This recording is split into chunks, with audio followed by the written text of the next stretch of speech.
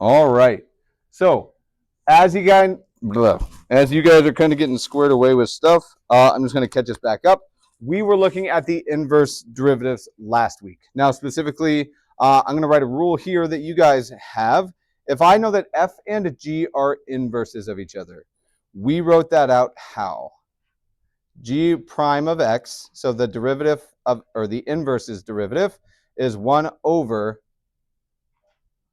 f prime of g of x. Now, we used this all over the place last Tuesday, Wednesday. We were looking at the inverses stuff. Now, we've been building it up to get to these, what I would argue the most important inverses that we deal with on a regular basis, although that may not be true. But we certainly do need a way to deal with the inverse trig stuff, because it's going to show up anytime that you have something that's changing and it oscillates back and forth, because it turns out the trig functions are perfect for modeling those. So right off the bat, we're going to do a little bit of review stuff that there's no calculus in this yet, but we're going to build up to it. If I say that y is equal to the arc sine of x, there's an if and only if statement here. And remember that sine and arc sine undo each other, right? Could I theoretically take the sine of each side right here? And do you guys agree that would tell me that the sine of y is equal to x? And I didn't write me actually drawing it, but all that I'm not showing, this is just a definition. But if I take the sine of the left side and I take the sine of the right side, those fall out. And then I'm just left with this. Okay. This is a definition. That's all this is. There's no math that's truly happening here. It's nice to see that we could take the sine of each side, but this is how we define the inverse. And it's the same thing. If x comma y is on the graph, then y comma x is on this other graph. And it's exactly the same stuff that we saw last week that we deal with. Now, we're going to figure out some of these inverse derivatives here in just a moment. And we can just dive right in. When we look at the graph of sine or cosine or whatever it is, I'm going to pull up a graph of them. And I think you guys probably have what their graphs look like well enough in your head. But there's an issue, I believe. And it's been a while, but if I graphed sine x, for example, here's the graph of sine. If I wanted to do the inverse of this, there's a fundamental problem that I have with this graph.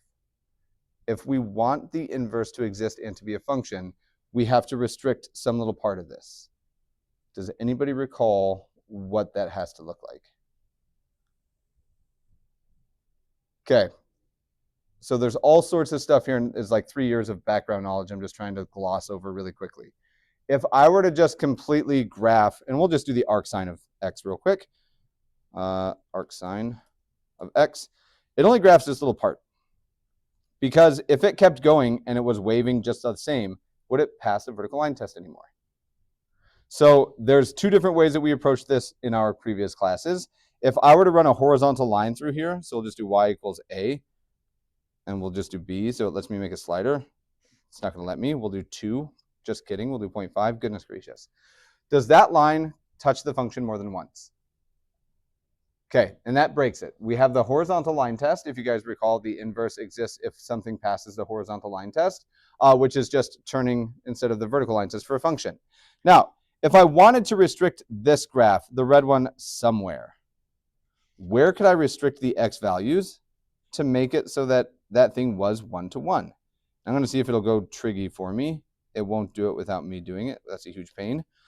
Could I run from here to here and we'd be 1 to 1? Now, on our unit circle, let's just think of where that would be. And it's been a while since we dealt with the unit circle. If I pick an x, am I thinking about with sine? Where's the first place that sine gets down to -1? 3 pi halves. Now, could you also call that negative pi halves? Like, is that the same spot as 3 pi halves? If I start here, and I got to go from your direction. If I start here and go 3 pi halves, I wind up here, right? Instead of doing that whole circle, could I just start here and go negative pi halves this direction? So if I stick my x's between here and pi halves, and we'll see if it lets me do this. I think I have to change the bracket. There we go. If I restrict it here, is my sine wave now 1 to 1? Like, passes the horizontal line test, right? And then if I reflected that guy, and we're just going to do this a couple times, if I reflected this over this y equals x, I think it's going to turn into this. And I can see that happening. Now, where we're trying to get everything, and I'm not going to make you write all this stuff down again, but we could take sine and we just pick one little part of it. And we restrict the domain so that it passes a horizontal line test. Okay, I'm going to show you guys a big table. You do not have to have this memorized right now. You don't have to memorize this ever, but this should look familiar. What we just worked out with sine was that if I stuck it between negative pi halves and pi halves, it was 1 to 1, and it worked. Its inverse existed. Now, when we look at this, here's the restricted domain, all the x values that I plug in. I just say, let's only pick in this range. And here's the y values that it spits out. If I looked at arc sine, what switches between a function and its inverse? The x and y, and we call the collection of all the x's the domain, and all the y's are the. So if this is the domain of sine that we use and the range that it gives us, then if we were to look at the arc sine, it would just flip them, right? Like it would just be, here's the domain of arc sine and the range of what it spits out, and they just switch places. Now, there's a lot of stuff that goes into that we did last year. Our focus is not on all the trig stuff. Let's do some derivating, not differentiating. We are going to differentiate, but we're going to derive these formulas as well. So one more little thing that I just want to address here. Recall, so here's how we define them, and we could do it for all of them. I don't think we need to write all of them, though, if you guys are cool with it. Okay, here's the other big part that we might just need. What's sine squared x plus cos squared x? It's equal to 1, right? It's always equal to 1. Okay, we're going to use these two little pieces of info to derive some rules for us. Now, if you don't have these on your flashcards yet, totally makes sense. We haven't seen them. But I'll tell you, the things that we write today, I would probably add them to the flashcards. Like, we will use them, not on the quiz necessarily, but let's derive some of these rules. So we'll just call this a little, here we go, derive some rules. Okay, so here we go. Do you guys prefer this notation for the arc sine or the inverse sine, or would you rather I physically write arc sine? The green one? Okay, if you're going to use a green one, I'm cool with it. Like, you could use arc sine if you'd rather. I'll probably try to do it like intermixed realistically. But if you're going to use a green one, this is not, like, this is kind of a Holloway notation that I think I've seen other places. I just indicate with a capital S so I don't confuse myself about negative exponents. Cool. All right, so let's try to do arc sine of x. So on our first one, we'll say y equals the inverse sine or the arc sine of x. Now, we're trying to work out the derivative rule for this. And there's an issue here. If I just immediately started trying to do it, I would just say y prime is equal to the derivative of arc sine. And then we don't know how to do it, right? Because we don't have a rule for it. The good news, though, is that maybe we don't really need a rule for it. If this is how we defined it, like this is our function, y is the inverse sine, how can I rewrite it? If y is equal to the arc sine of x, that's true, and it's the equivalent of this, right? Could I rewrite this using this definition? And I think we should, because if we try to differentiate it right now, we're not going to get anywhere. So let's just see where this takes us. Immediately, this leads us, and I'm going to use this even though it's really a double implication area. It means that the sine of y is equal to x. Have I lost anybody here? Now, the weird part, or the awesome part, both, is that these two things say the exact same thing. They're just flipped around. They're just written differently. And that is a benefit to us because we're trying to find the derivative of y, right? It's just stuck inside of a sign right now, but I think we'll be okay. If I wanted to do something to this expression to somehow get out the derivative of y, or y prime, what should I do to both sides? All I have is sine y right now. What on earth could I do to ensure that I get a y prime out of the deal? Yeah, let's take the derivative of which side? Both. And I'm going to take the derivative of both sides with respect to what? So if we did y, it would be like doing it here. Normally we use x as our argument, right? And we could have used theta. We're going to take it dx still. So we're going to differentiate both sides of this better expression with respect to x. So I'll go ahead and introduce it here, and then we'll just jump in. d dx of sine y is equal to d dx of x. And maybe you don't show all this work. It's totally up to you how much you want to show. But I'm just going to make sure that we can see it happening to both sides. All right. I will do the right side. And I'm just going to switch everything to red at this point, just so you know. The derivative of x is 1. Piece of cake. The left side's a little uglier. I heard cosine of y. I didn't really hear the y, but I'm going to keep it here. Cosine y times y prime. There is an implicit differentiation going on here. Now, at this point, it doesn't really look that much different than what we did the other day, right? But let's keep kicking and just see if there's anything that we might change. If I wanted to be able to solve this for y prime, what would you have me divide both sides by? Okay. So cosine of y. Are we all squared away here? Okay. So here's the weird part. At this point, do we have a derivative? But it's kind of weird that we have a y here, isn't it? Like, that seems odd because we wanted f prime of g of x, whatever the x value was, and it seems wonky here. But this could work. It depends on what points we're given. But let's see if we can't keep going just a little bit. Now, I'm going to make that comment if only this was in terms of x. Like, that's the goal here, because we normally get our x or our theta, our input values. All right. Now, this one, you might stumble across this. Honestly, if you're doing it on your own, you might play around with some stuff. The good news is you're not the person that's coming up with this and discovering this for the first time. So I'll be your guide today, this year. My name's Holloway. Good to meet you. Man, yuck. Well, I'm stuck. If only there was another thing that I gave you to recall that we might be able to use.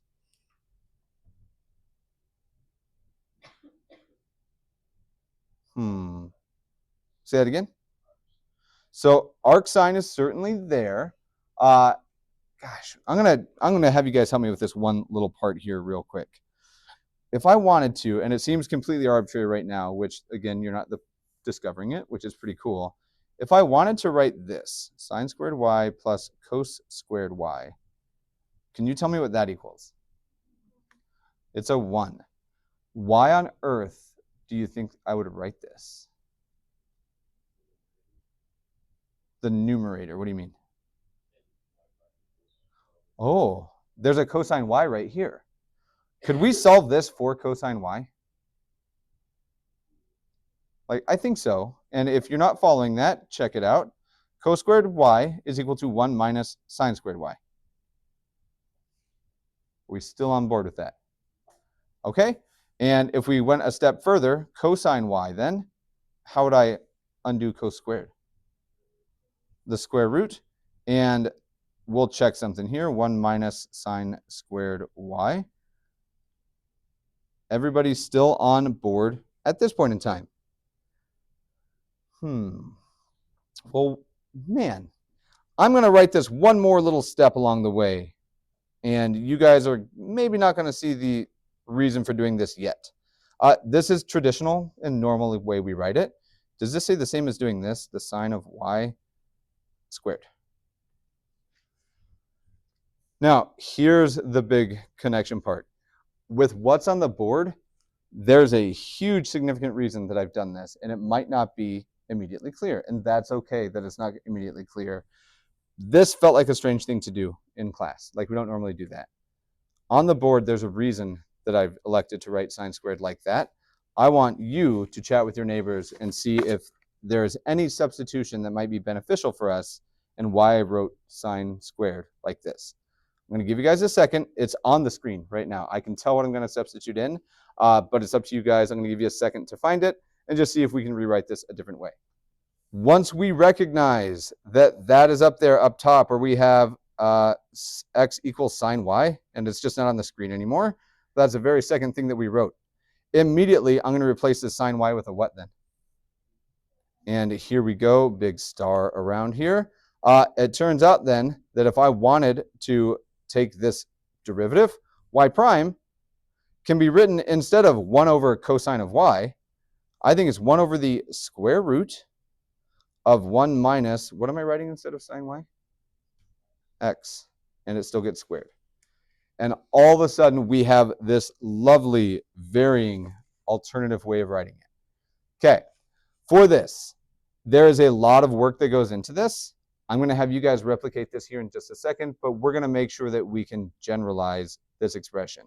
So I'm just going to put this here, and here's a big bullet point just to kind of stand out.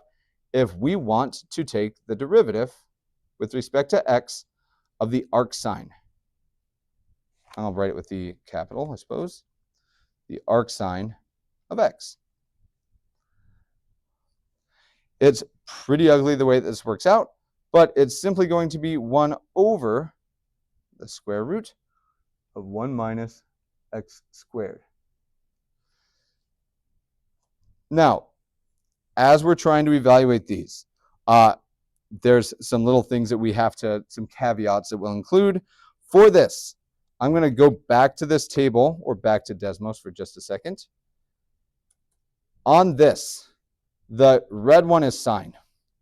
We restricted the domain to be negative pi halves to pi halves, right? What's the range of this? The lowest value it ever gets to, since it's just sine, it doesn't quite get to it on this because it's, oh, there it does. From -1, right? All the way up to how high of a value? +1. That is the range of this, which means when I talk about the arc sine, its inverse, that's its domain, right? From -1 to 1. So all that we'll put here, since we have this lovely arc triggy thing going on, we'll just require for this that we let x, whatever it is, be between -1 and not equal to it, and we'll talk about why, between -1 and 1.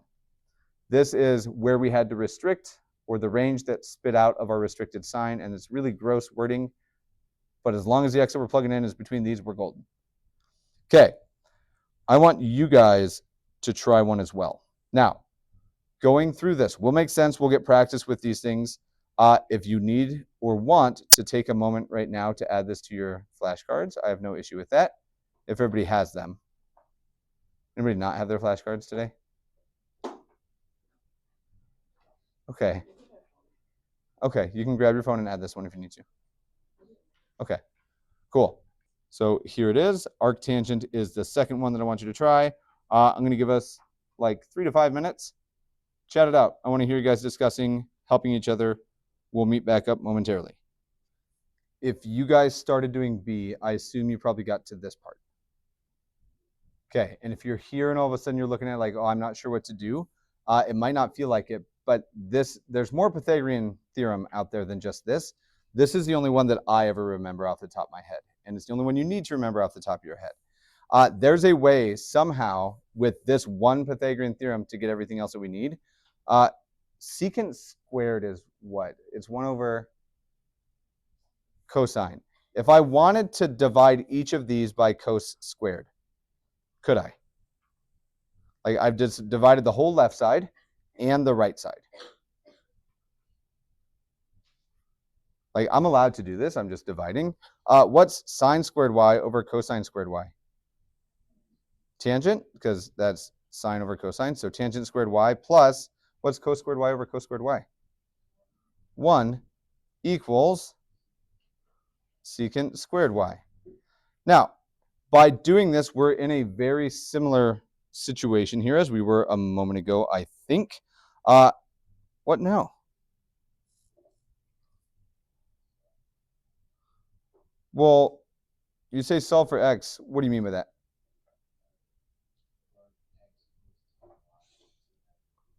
Ooh, x was tangent y, wasn't it? So this, just like we did last time, it's just nicer because we don't have the ugly square root. Tan y squared is the same thing, right? And tangent of y we just said was what a minute ago? X. Hey, check it out. This time we don't have any ugly square root stuff. We have a secant squared y there in the denominator. What are we going to replace it with? X squared plus 1, and I'm going to rearrange it because that's not normally the way it shows up. If we want the derivative of arctan, using all of this lovely scratch work, we can say this is 1 over 1 plus x squared, or x squared plus 1 if you'd rather. And look at that, we have it. Which means for free, essentially, we just got a new cheat sheet. Hit it. Okay, so you're pointing, and this, are you okay with what we did here? Are you okay with this line? Are you okay with this line? Are you okay with this line? And that line is equal to secant squared y, right? Here's the secant squared y. Yep. It's just a nicer substitution because there's no square root involved with it. Okay. All of a sudden, look at that. We get a new rule again for free. Now, this time we're going to sneak it out. We're going to branch it out a little bit before you commit to writing it. What if I wanted you to take d dx of, let's say that this one, we're going to get crazy, the arctangent of u. Now, we'll call it u of x here. Does it really change anything about it? What does it change? Instead of an x, we wrote a, ooh, you said a 1. Instead of just an x right here, we wrote a u instead, right? A u of x. I'm just going to write u for simplicity's sake, but it is a u of x. Could we apply this to this rule? 1 over 1 plus, it's not x anymore, is it? What is it? It's a u. And then since we just replace it here, assuming that u is a function in terms of x, which it exactly is, we need a chain rule, which means we multiply by what? Times u prime. Now, commonly, not always, this method works fine. It is really, really common to see this instead, and the same thing happens with arcsine. Really common to see this expressed instead as follows: u prime over 1 plus u squared, which is the exact same thing. We are just adding the chain rule into it. Okay. Fern, what did you come up with for secant?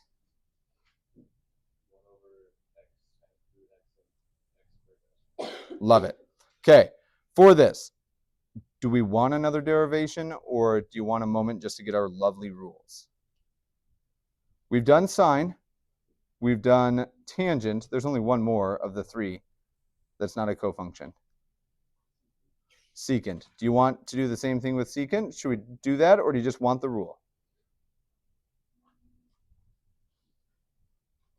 Do you care about why the rule is the rule, I guess, is the bigger question here. Riley, I can tell, very much cares, but in the interest of time, maybe doesn't want to do the derivation. Check it out. I'm going to pause this for a moment. Not many times it'll do this. Here they are. Now, you'll notice, as you see these, here's exactly what we wrote for sine. It's just instead of x and 1, it's just u prime. Okay, notice something just like we saw with the originals. I have sine, tangent, and secant together. They're all positive versions of these.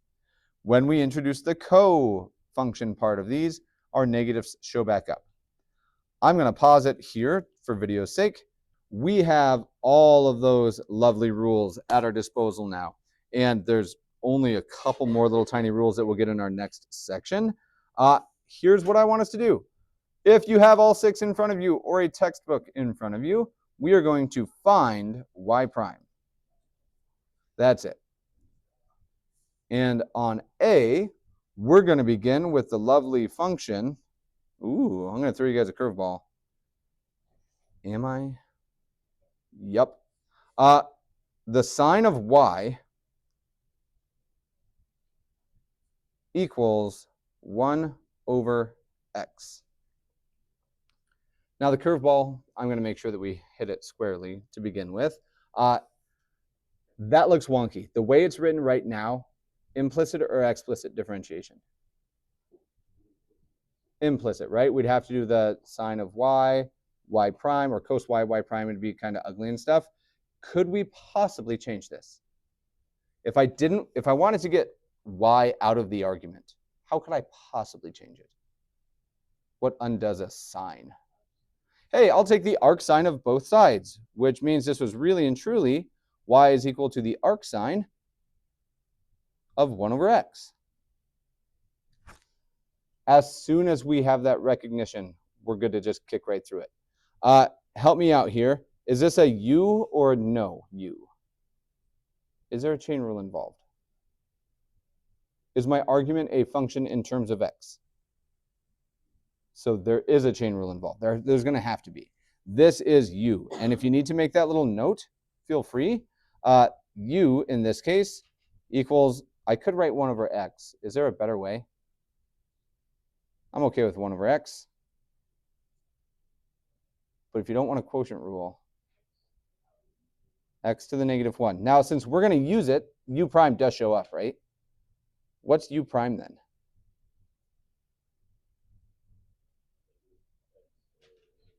Negative x, and I'm using this one, right? Power moves out front, and then we subtract 1 from the exponent, which we'll see how we want to write it in the end. But do you agree it's this? That's a square.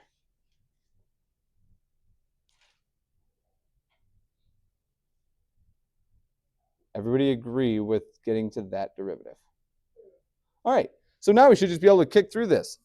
If this is y, well then if I wanted to find y prime, and I'll go back to red, let's just take the derivative.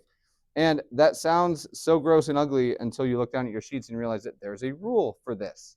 The rule that you wrote down for sine was just 1 over the square root of 1 minus x squared, right? But the argument here isn't just x.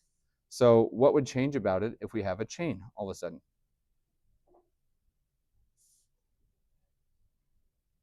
So careful, and I think you're on the right track. I'm just going to write this up here. Before we had the arc sine rather, of x, this time it's the arc sine of u, which means anywhere that there was an x, we're going to replace it with a what? So it becomes this right off the bat. Everybody's squared away with that one. But then there's one more thing that has to happen when we have that inside piece. Times u prime. Now, it might just go in the numerator. With a fraction, I probably wouldn't. But let's just see if we can't plug and chug. This is 1 over the square root of 1 minus, what is u? So x to the negative 1, and I'm cool with that, x to the negative 1 squared, times u prime, which we just found was 1 over x squared. It's actually a negative 1 over x squared, so I'm going to make sure I get that to be a negative. We are just plugging and chugging. The only thing that I might have possibly done different is, I don't know if I would have called this x to the negative 1 here or not. I'm still not convinced that I'm going to keep it there, but we'll just see how it shakes out. So it would become x to the negative 2 on our next line. And let's just see, we get 1 over the square root of 1 minus. Do you want x to the negative 2, or do you want to write it as 1 over x squared?